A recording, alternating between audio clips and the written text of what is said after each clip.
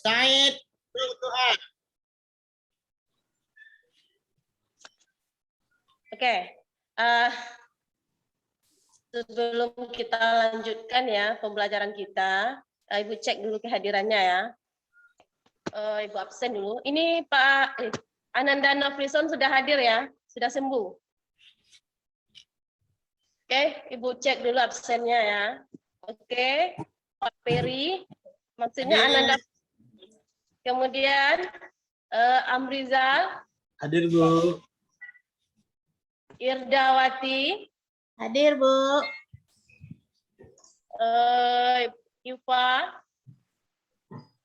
Ipa ada? Belum masih, Bu. Sakit kayaknya, Bu. Pak Slur ada? Oke, dan kita lanjut ya. Hadir, Bu. Hadir ya, hadir ya, Pak Slur. Oke, Hadir. baik anak-anak. Di sini lampu mati, Bu. Kemarin ya, pada pertemuan kemarin kita sudah membahas tentang pengertian tahara ya, pengertian tahara dalilnya ya, kemudian macam-macam tahara, kemudian alat yang bisa untuk bersuci atau tahara ya. Pada umumnya ya, alat yang bisa. Nah, yang saya tidak tampil Pak, sorry Pak.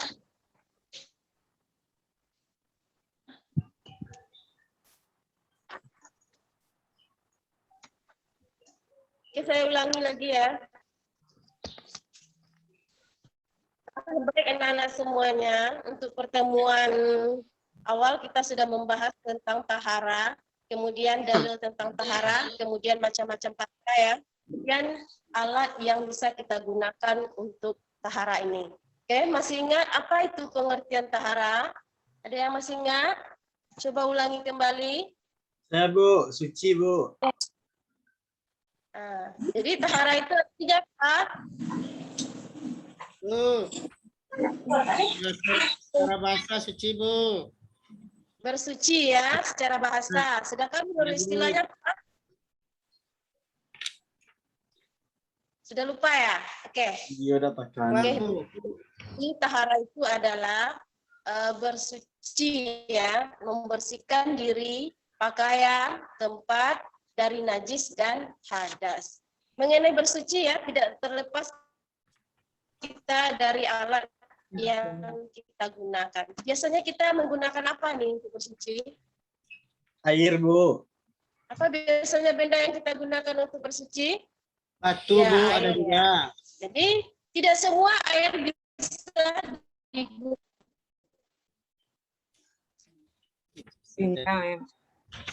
Apa saja itu air yang bisa digunakan untuk bersuci?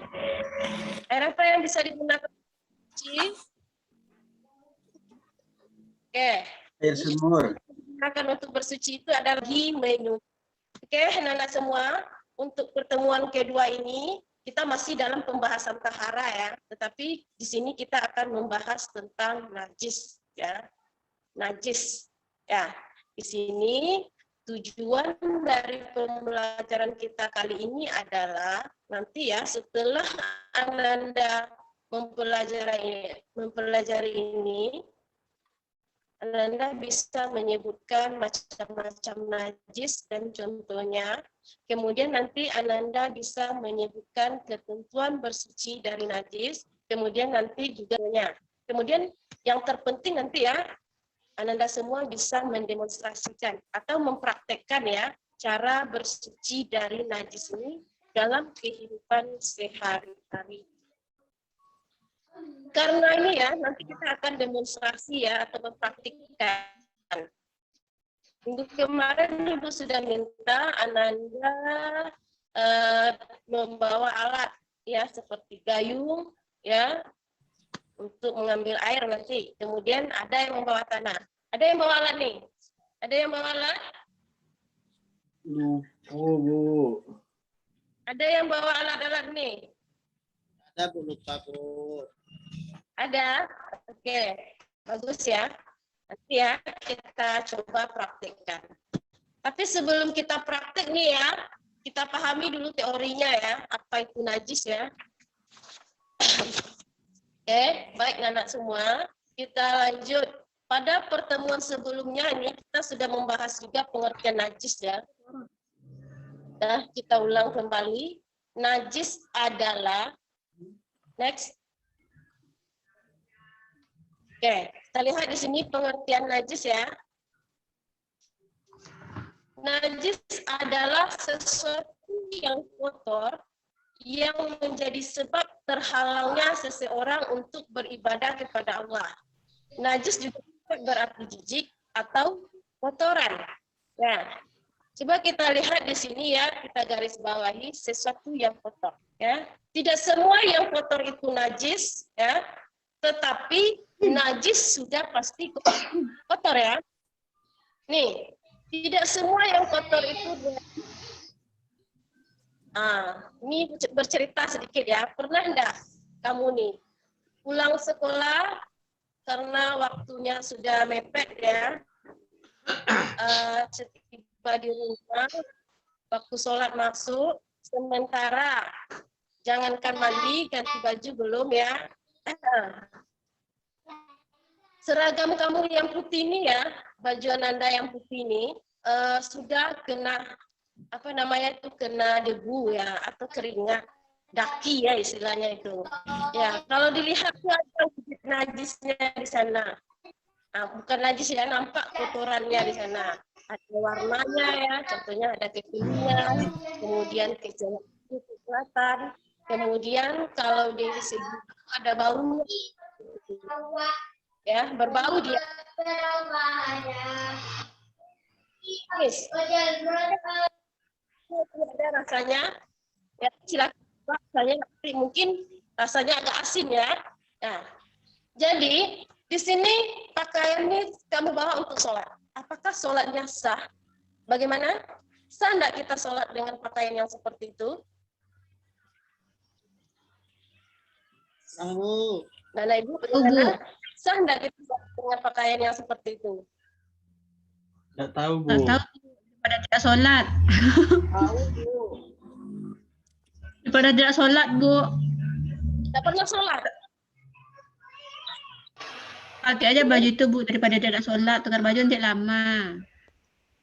Pakai baju ya. Sah enggak baju ini dipakai untuk sholat? Sholatnya? Misalnya bisa, Bu.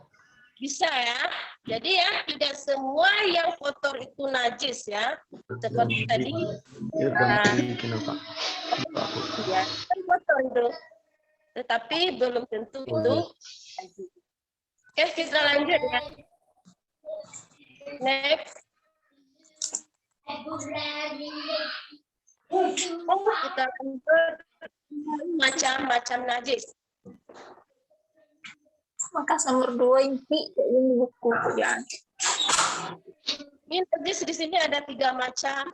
Yang pertama disebut dengan najis mukaffafa atau najis ringan ya. Yang kedua ada namanya najis mutawassit atau najis sedang. Kemudian yang ketiga ada namanya najis mughalazah atau najis berat. Oke, kita lanjut.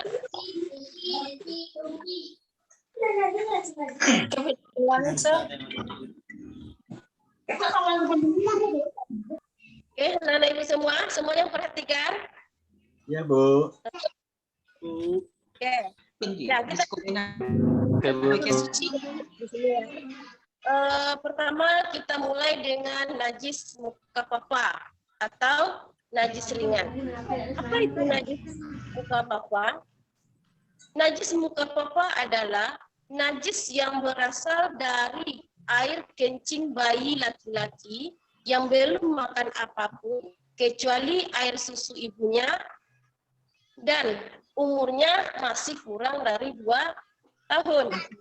Nah, ini adalah najis mukaffafa atau najis ringan.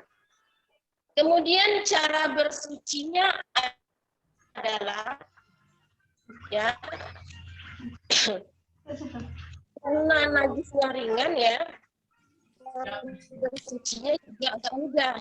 Nah, ini Caranya cukup dengan memercikan air ke tempat atau ke bagian yang terkena najis. Ya, cukup kita percikan saja air ke tempat yang terkena najis tersebut. Oke, coba kita lihat di sini ya, dari pengertian najis muka papa di sini, katanya najis yang berasal dari kencing bayi laki-laki. Coba dicatat ya, anak-anak ibu semua, tolong dicatat. Ini ada satu pertanyaan, tapi dijawabnya nanti setelah selesai. Ya, pertanyaannya di sini. Ya, pertanyaannya adalah bagaimana dengan air kencing bayi perempuan yang usianya sama dengan bayi laki-laki? Nah, tergolong najis mana dia nanti? Oke, simpan dulu pertanyaannya. Nanti kita jawab setelah pembahasan selesai. Oke, kita lanjut. Yang kedua, ada namanya najis mutawasita atau najis sedang.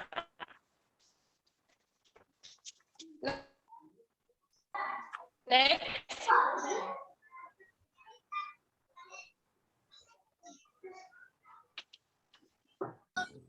Ya, najis mutawasita adalah najis muka papa ataupun tidak termasuk kepada najis mughaladzah.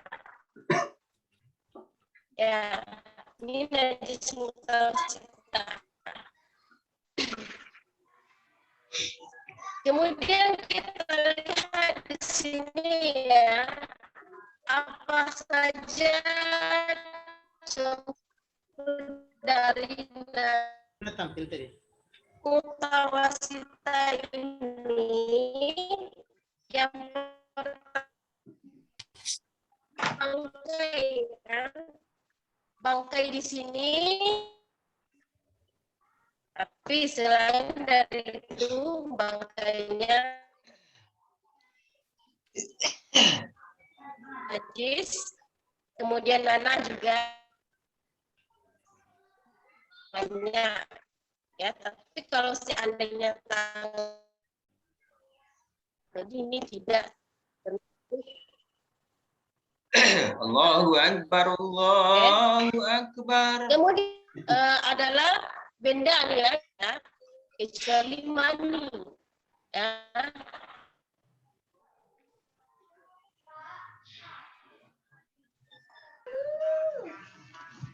Berupa air kencing atau tahi ya, kotoran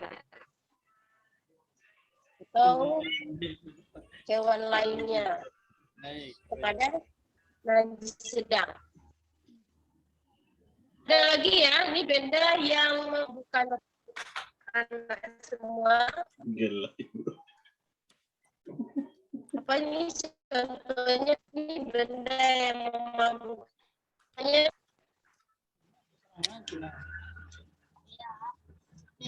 Bukan anak ibu semuanya tidur ya? Dengar Tidak, Bu. suara ibu? Ada Dengar, Bu. Jadi ya, najis tuh. Kemudian ada apa?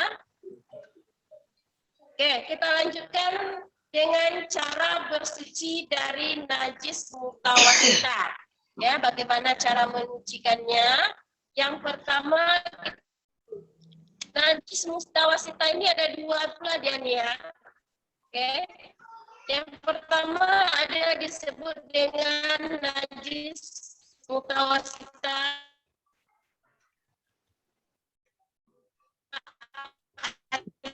almiyah. Ya. Najis mutawasita almiyah. Artinya adalah najis dia ada yang bau, ya seperti jelas najis yang nempel ya. Nah, yang pertama kita hilangkan dulu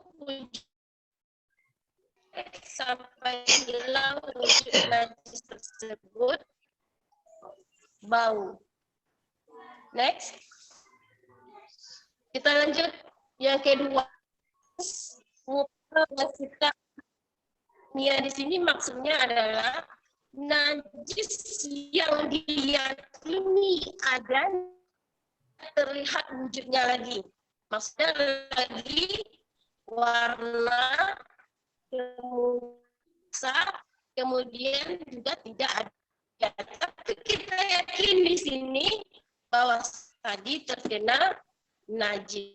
Jikanya di sini disiram tempat yang terkena najis. Oke, kita lanjut ketiga dengan najis atau najis berat. Ya, najis berat. Next. Ya, sebelum kita masuk cara bersucinya, kita lihat dulu apa itu najis berat atau najis mughalazah. Ya, najis berat di sini atau mughalazah adalah suatu materi yang ditetapkan berdasarkan dalil yang pasti atau yaitu najis yang berasal dari anjing dan babi. Ya, tentunya nih babi ya, babi ini udah jelas nih Al-Quran menyatakan anjing di sini, kotoran anjing, kencingnya, yang terpenting laurnya. Ini adalah najis berat, ya, najis berat anjing ya dan babi. Bagaimana cara menyucikannya? Ya, dengan cara pertama dulu kita hilangkan wujud najisnya. Jika lalu kita cuci dengan kali dan salah satunya pernah enggak Ananda melakukannya nih? Atau pernah enggak Ananda contohnya di rumah ya, karena anjing ini adalah binatang peliharaan ya, ada di negara manusia ya sebagai penjaga rumah itu. Pernah enggak berkakas atau alat makannya dijilat anjing? Ya, karena ada nanti sisa makanannya, kemudian ya anjingnya lapar ya, dimakan. Sudah pasti ya air liurnya menempel di benda tersebut. Nah, pernah enggak dilakukan nih? Pernah enggak Anda melakukan nih? Atau pernah enggak orang tuanya mengingatkan? Pernah, Bu. Kalau si anak pernah ya? Oke. Jadi sudah tahu ya cara membersihkannya dengan cara nanti dibersihkan dengan air ya. Pertama hilangkan dulu wujud najisnya, kemudian dibersihkan dengan air sebanyak 7 kali dan salah satunya dengan tanah. Kemudian nih ya, itu masalah air liur anjing tadi ya. Kemudian ada lagi satu kasusnya ya. Anjing ini biasanya kan kalau ada di rumah tidurnya di teras ya. Pernah nggak kamu duduk di teras itu menempel di bulu anjing nih? Pernah, Bu. Pernah. Pernah, Bu. Bagaimana bersihkan nggak dengan cara yang ketentuan yang seperti tadi? Apakah dia dibersihkan dengan cara seperti air liur tadi? Sapu aja, Bu. Hah? Sapu aja, Bu. Disapu saja ya. Oke. Bu. Jadi ya untuk najis pada anjing ya, kalau bulunya di sini ya, ini ada pendapat mazhab ya dari Abu Hanifah ya. Jadi kalau bulu anjing itu suci ya, kalau menempel nanti cukup dilap saja, ditepaskan saja ya. Kemudian kalau air liurnya itu yang najis berat. Nah, ini pendapat mazhab Abu Hanifah. Ya, jadi kalau seandainya terkena bulu anjing, tidak perlu kita lakukan seperti ketentuan menghilangkan najis berat. Oke. Jadi ya, kita sudah bahas 3 macam najis dan cara bersucinya tadi. Tadi dari awal ya, pada pembahasan najis muka papa, Ibu ada satu pertanyaan ya. Masih ingat apa pertanyaannya? Masalah najis, Bu. ingat apa itu pertanyaan? Hah? Najis anak. Bagaimana dengan air kencing anak perempuan, Bu? Ya itu. Oke, setelah kita pelajari nih ya, najis ringan atau muka papa, tadi kan contohnya ada, cara bersucinya ada. Kemudian najis mutawasita ya, contoh-contohnya sudah kita jelaskan. Kemudian cara bersucinya juga. Kemudian najis berat juga, cara bersucinya juga sudah kita jelaskan. Ya. Mami. Dari pertanyaan ini termasuk ke najis mana dia tuh? Ya, air kencing bayi perempuan yang usianya sama dengan bayi laki-laki tadi. Termasuk najis mana dia? Bisa jawab? Sedang, Bu. Nggak tahu, Bu. Najis apa? Tadi Tahu, dia Bu. Wanita, Bu. tawas ya. Bagus, bagus Ferry ya. Dapat 100 nih nanti nih. Ah, dapat juara Peri nanti, Bu. Iya. Ibunya kurang sehat suaranya, Bu. Oke. Sampai di sini ada yang masih diragukan? Iya. Peri mau tanya, Peri mau tanya, Bu. Nah ya silakan Ferry. Gimana cara membedakan bayinya atau sudah makan nasi atau belum, Bu? Tanya sama orang tuanya, Peri. Sama buku siapa? Kita makan apa gitu, Pak? Nanya. Intip dia, Peri. Bu. Iya.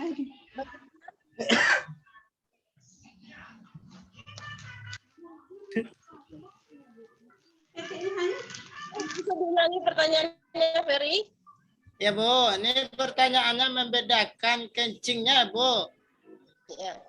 Membedakan kencingnya. Ya, bayi laki-laki dengan bayi perempuan. Kita tidak tahu apakah dia sudah makan nasi atau belum, Bu.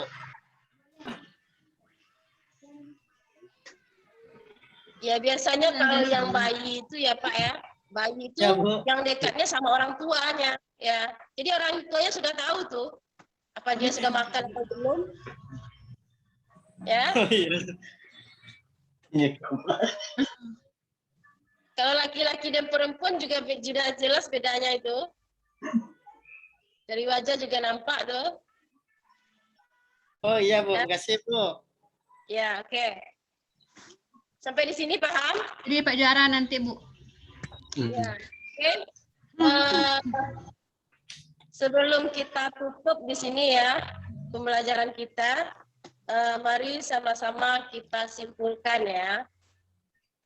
Oke, kita buka kesimpulannya. Ya. Oke. Jangan banyak Dari pembahasan tadi, siapa yang bisa menyimpulkan? Untuk yang pertama, siapa? Coba angkat tangan. Hilda udah katanya, Bu. Hah? Bu. Oke, coba. Sudah. Najis dari segi pengertian itu suatu kotoran yang menjadi sebab terhalangnya seseorang untuk beribadah kepada Allah, Bu. Ya, bagus. Oke. Kemudian selanjutnya, setelah yang bisa kesimpulan. Ya, Bu. Lanjut. Ya, Bu. Oke. Silakan.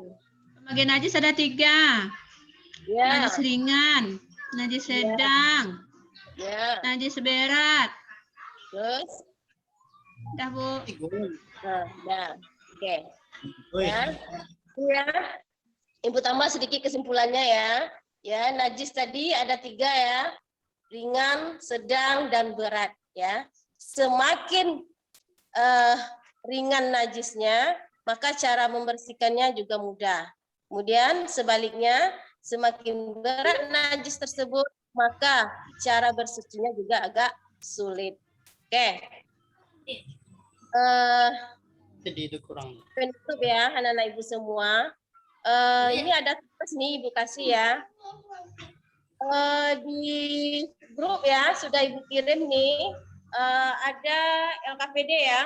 Untuk bisa dijawab, kalian boleh berkelompok nanti 2 orang ya, masing kelompok. Ada lembaran kerjanya, silakan nanti dikerjakan itu.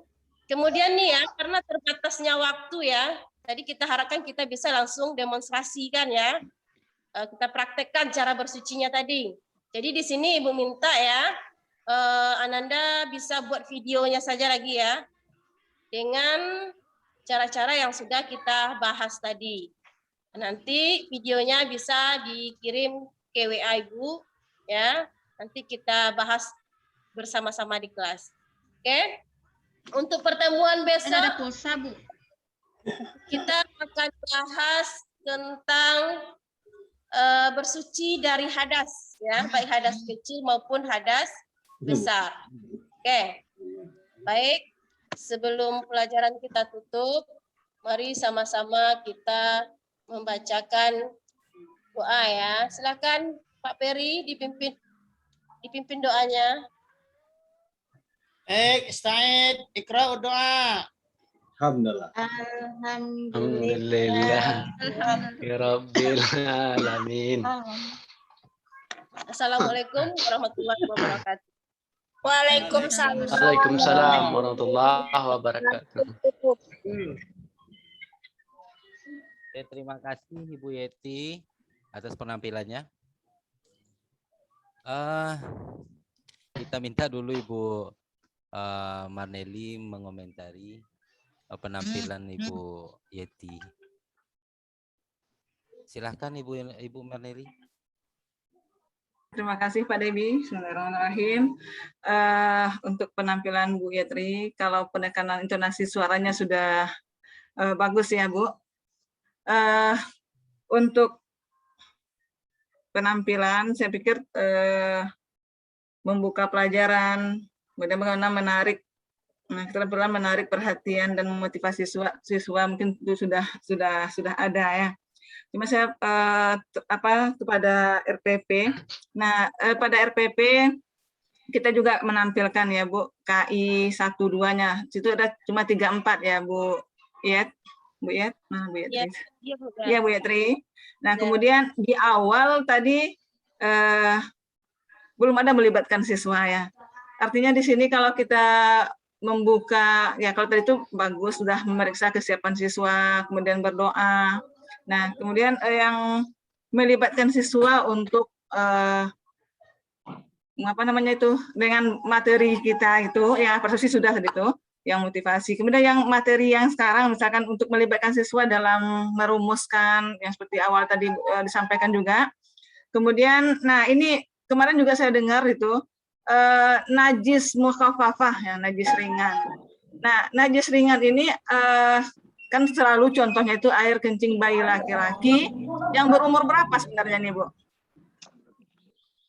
Berumur di bawah kurang 2 tahun Bu, belum minum makan apapun kecuali ASI ya. Kecuali ASI. Nah, biasanya itu yang tidak ASI itu 6 bulan ke bawah. 6 bulan ke atas, maksudnya yang 6 bulan ke bawah, artinya dari 0 sampai 6 bulan itulah yang murni ASI. Biasanya 6 bulan ke atas pasti sudah dikasih yang lain-lain ya Bu ya, sereal segala macam. Nah, Ya, jadi konsep yang 2 tahun, saya pikir enggak itu, berarti 6 bulan. Biasanya 6 bulan, kalau dia belajar dulu waktu SD 6 bulan ya Bapak Ibu. Iya. Iya, Pak. Nah, air kencing bayi laki-laki yang berumur 6 bulan, ya maksimalnya 6 bulan dan belum makan apa-apa selain Makan apapun ASI. kecuali air Nah, susu. sekarang aja bayi umur 2 bulan aja udah nangis-nangis kelaparan, dia minta makan-makan ya. Kalau kita dulu umur 2 bulan dikasih pisang sama orang tua kita. Nah sekarang kan kalau 6 bulan RDD itu, Bu, RDD. air didih. Iya, air didih. Ya, itu kan jadi umur 2 tahun itu saya pikir enggak apa, saya lihat buku-buku fikih 6 bulan ke bawah gitu Bu.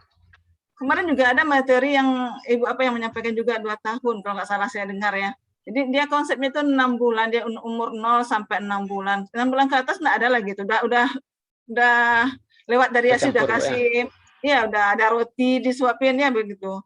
Nah nanti konsepnya kalau 2 tahun nanti ya kata siswa kita tahunnya 2 tahun ya udah tunggu. Tapi nggak tahu kalau yang dimakan itu selain ASI sudah banyak gitu. Kalau udah tahun tuh udah punya gigi, udah sama lah makanan kita. 9 bulan ke atas tuh sudah makan nasi tim, udah makan lauk pauk dan segala macamnya. Nah kemudian pada penilaian, penilaian keterampilan itu Bu Yet, penilaian keterampilan, kan ada KD. KD memahami tata cara hadas dan najis dan tata caranya. Ini maksudnya apa nih Bu? Tata cara bersucinya, Bu. Memahami tata cara bersuci dari hadas dan najis. Dari najis, Bu, bukan hadas. Ini materinya najis, Bu. Berarti memahami tata cara bersuci dari najis ya Bu? Ya.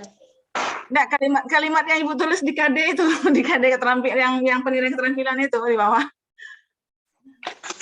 Lupa mengetekan kita ya. Ketemu Bu Yet?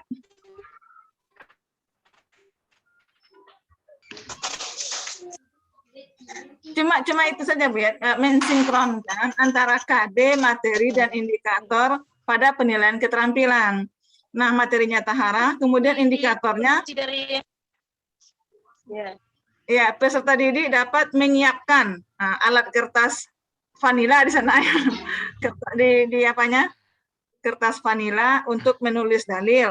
Kemudian menyiapkan alat tulis, pensil atau spidol. Itu kan tidak sinkron ya, yang KD-nya memahami tata cara bersuci dari najis. Kemudian pada indikatornya peserta didik dapat menyiapkan alat kertas. Ya itu Bu yang Bu tulis di RPP pada penilaian keterampilan. Iya.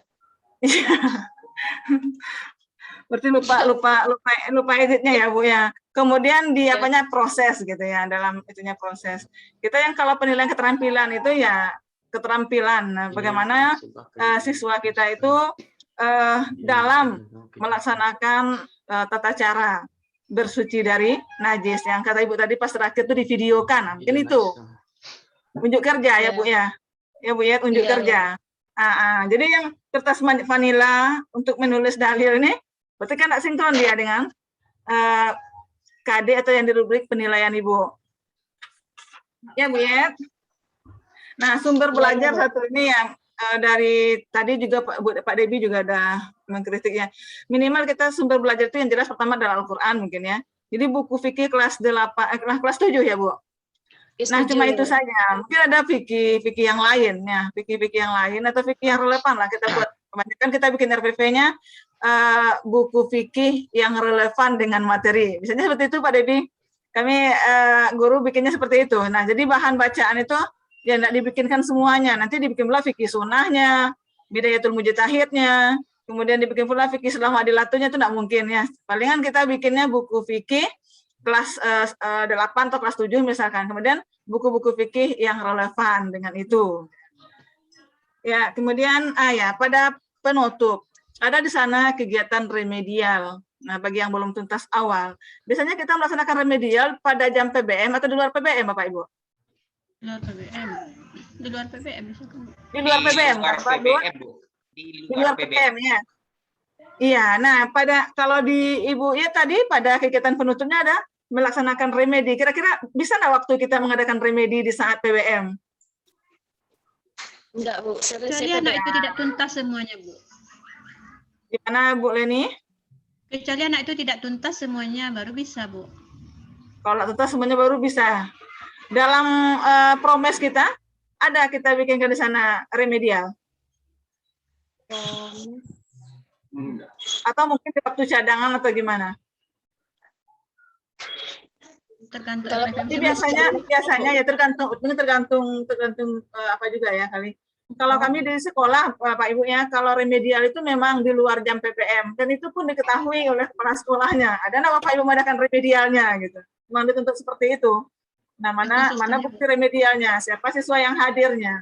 Tapi kita kan kendalanya kalau kita di MA atau di MTS kan waktu pulang kita udah lama ya Bapak Ibu. Ya. palingan bisa hari Jumat, memang sengaja pula lah kita hari Jumat sore gitu pulang habis salat Jumat itu mengadakan remedi atas sekolah. Nah, mungkin itu yang dapat saya sampaikan. Mungkin ada banyak mungkin tambahan dari Pak Debi. Ya, saya kembalikan sama Pak Debi. Sudah banyak-banyak kali, Bu.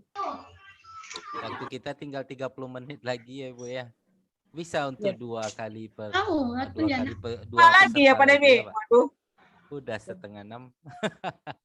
Saya sedikit saja untuk Ibu Yeti ya. Bu Yeti. Bu Yeti. Dengar suara saya, Bu? Bu Yeti. Bu Yetri. Halo. Suara saya dengar, Bu Yetri? Nggak muncul Bu Yetri, Pak. Ini Bu Yetri di atas. Atas ada tuh, Bu. Ya, tapi kayaknya gangguan sinyal. Nah. Oh, Hilang dengar, sinyal, Bu? Oh, sini. Halo, Bu Yetri? Yati. Ibu? Enggak dengar. Oke lah, saya langsung saja nih. Udah, Masalah udah, langsung. dan juga Hujan untuk lebat ini. ya Bu Oh, Yetri, hujan maaf lebat ya, tetap Yati. saya sedikit mengomentari sedikit saja. Begini Bu, di dalam suatu pertanyaan, ya, di dalam suatu pertanyaan yang berkaitan dengan apa yang kita inginkan, yang diinginkan di dalam pembelajaran K13 ini adalah pertanyaan yang berbentuk